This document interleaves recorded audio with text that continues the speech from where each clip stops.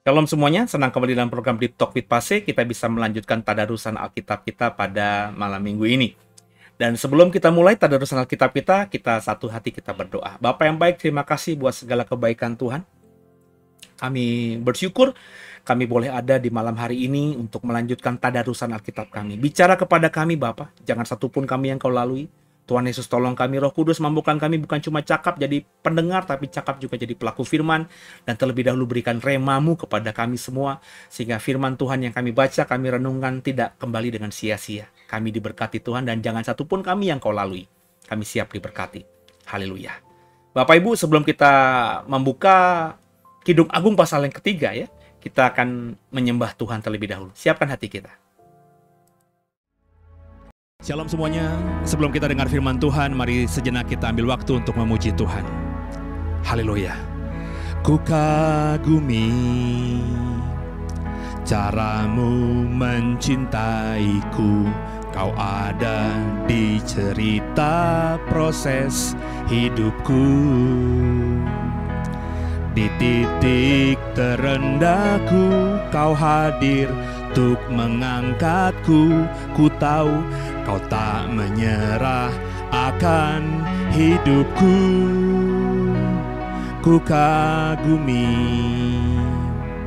caramu mencintaiku, kau ada di cerita proses hidupku. Di titik terendahku, kau hadir untuk mengangkatku. Ku tahu kau tak menyerah akan hidupku. Tak terbatas kuasamu, tak terduga caramu. Kau yang ku andalkan di setiap langkah hidupku. Tak terbatas kasih-Mu, tak terduga jalan-Mu. Kau yang ku percaya di segala musim hidupku. Mari bersama kembali kita nyanyi, saudara, menyembah Tuhan dalam roh kita. Haleluya. Ku kagumi caramu mencintaiku, kau ada di cerita proses hidupku. Di titik terendahku, kau hadir untuk mengangkatku. Ku tahu kau tak menyerah akan hidupku. Ku kagumi caramu mencintaiku, kau ada di cerita proses hidupku. Di titik terendahku, kau hadir untuk mengangkatku. Ku tahu kau tak menyerah akan hidupku. Tak terbatas kuasamu, tak terduga caramu. Kau yang ku andalkan di setiap langkah hidupku. Tak terbatas kasih-Mu, tak terduga jalan-Mu. Kau yang ku percaya di segala musim hidupku. Kami memuji-Mu dan menyembah-Mu, Yesus. Sembah syukur hanya untuk-Mu. Haleluya, terpujilah nama-Mu Tuhan, dari kekal sampai kekal. Kau Allah yang hidup, penasehat ajaib kami, juru selamat kami, Yesus Tuhan, Yesus Allah. Tiada yang seperti-Mu Tuhan, hanya Kau Yesus Tuhanku. Kami sembah, kami agungkan, meninggikan nama-Mu senantiasa Tuhan. Haleluya, terpujilah nama-Mu.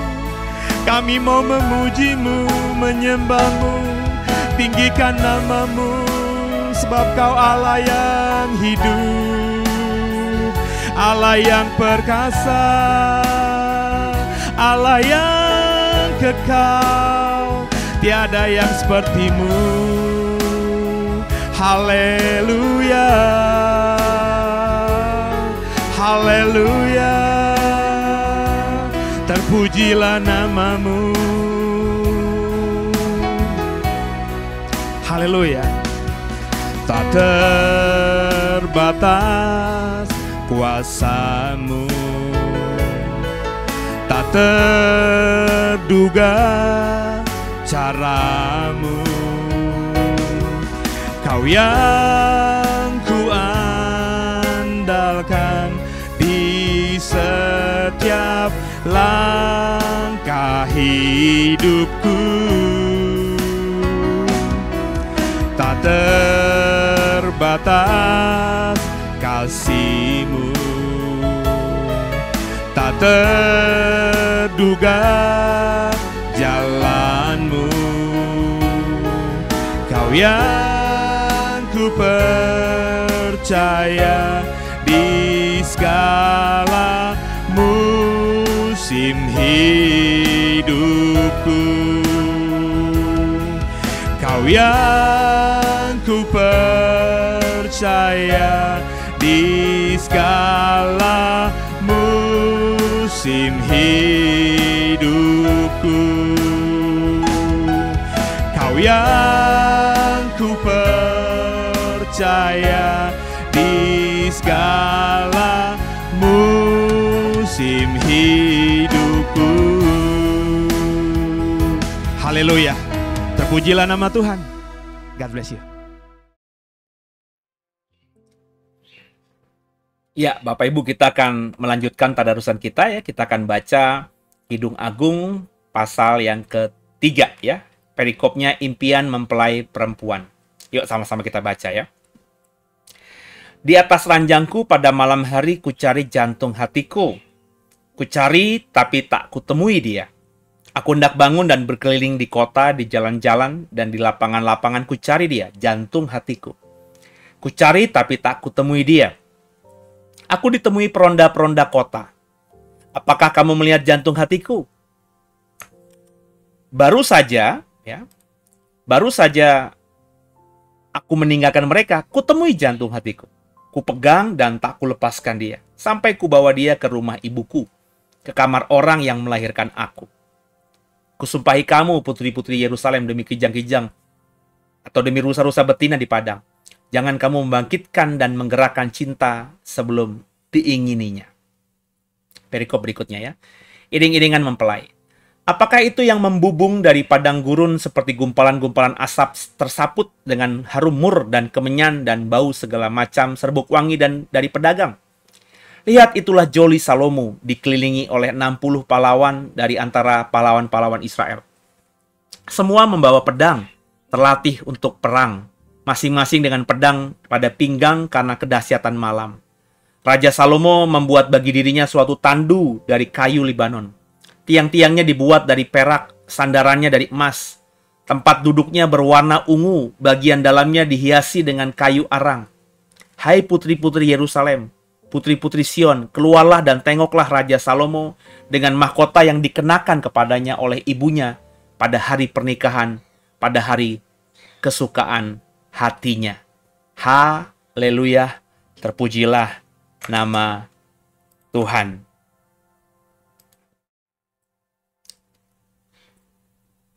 Pendek ya ayatnya saudara ya. Saya juga kaget ya. Ternyata cuma ada 11 ayat saja saudara ya. Dan apa yang kita bisa dapatkan dalam Yesaya lagi, dalam Kidung Agung pasal yang ketiga, karena Yesaya ada 66 pasal, jadi masih ada Yesaya. Nah, dalam Kidung Agung pasal 3 tadi, di perikop pertama tadi, yang saya ingat, yang saya dapatkan adalah bagaimana kita itu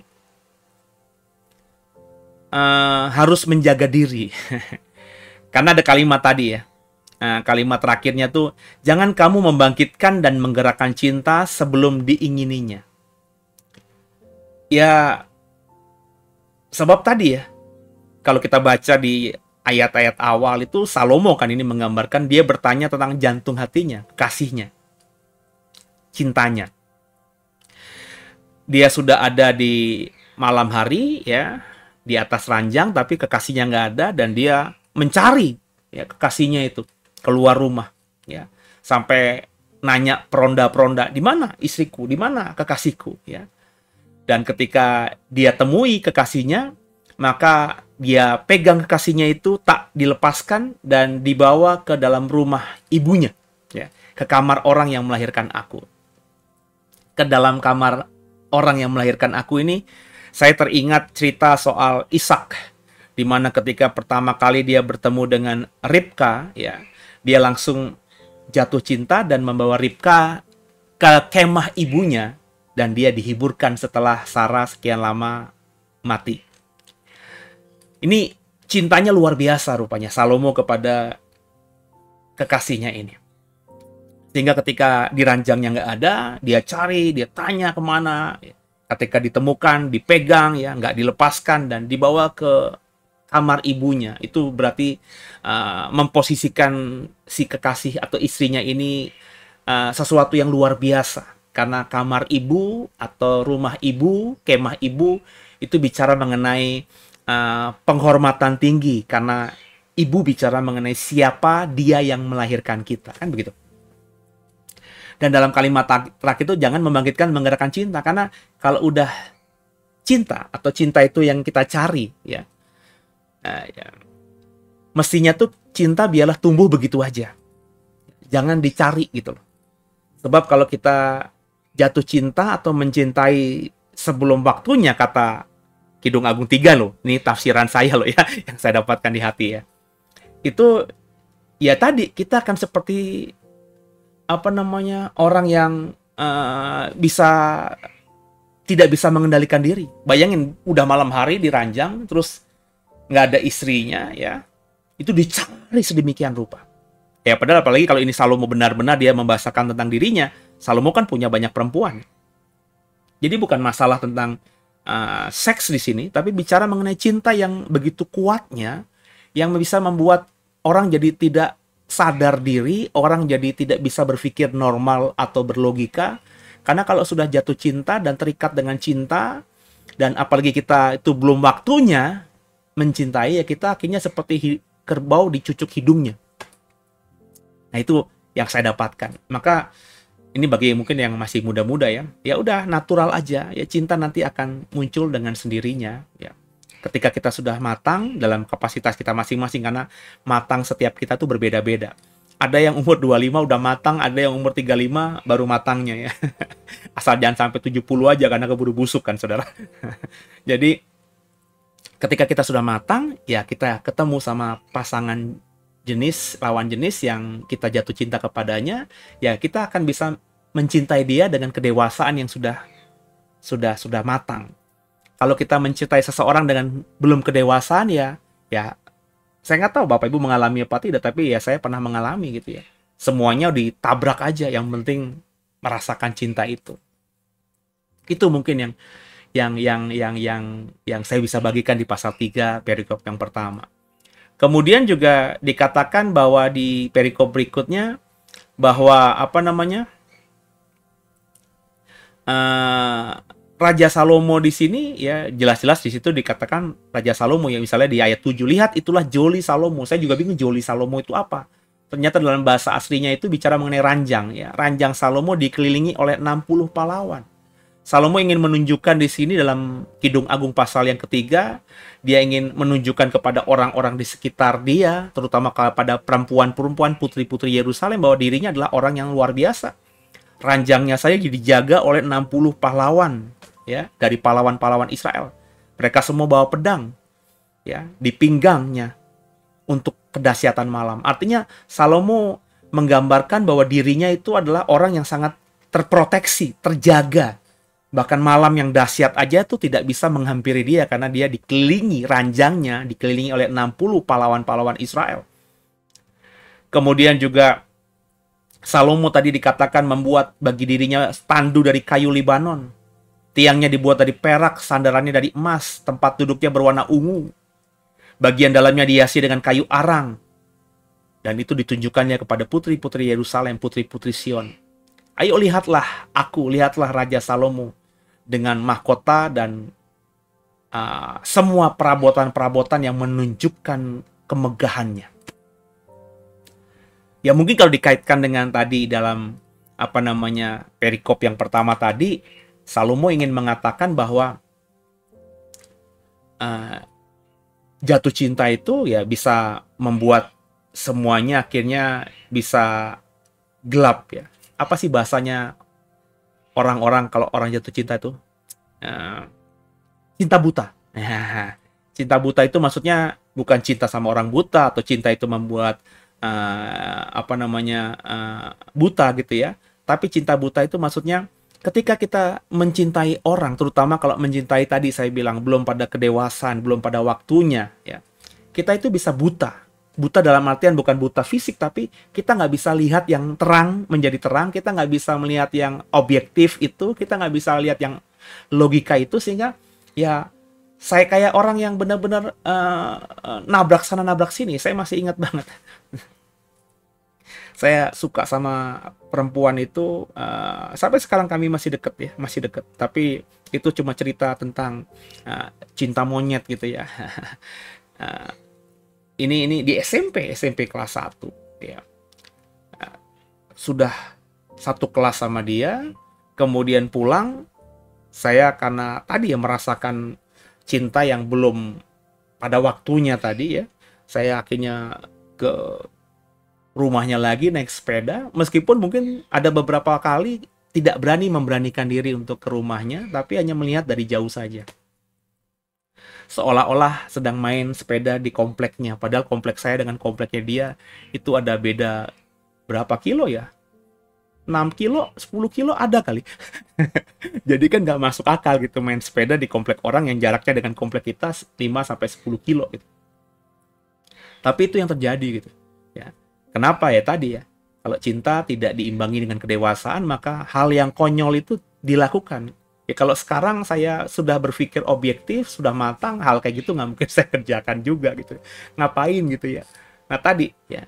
Dan ketika kita dibutakan oleh cinta tadi, ya untuk bisa membuat diri kita itu menonjol dalam Kidung Agung tadi, ya Salomo menggambarkan, aku, ranjangku, joliku, tempat tidurku itu dijaga oleh 60 pahlawan-pahlawan Israel ya. Terus dia juga berkata dia punya tandu yang dari kayu Libanon dan seterusnya dan seterusnya. Orang yang kalau sudah jatuh cinta dan terlebih belum bisa mengendalikan cintanya karena dia belum dewasa, maka dia akan melebay-lebaykan, melebih-lebihkan, mengada-ngada gitu saudara. Dan kalau boleh jujur itu juga gitu yang terjadi.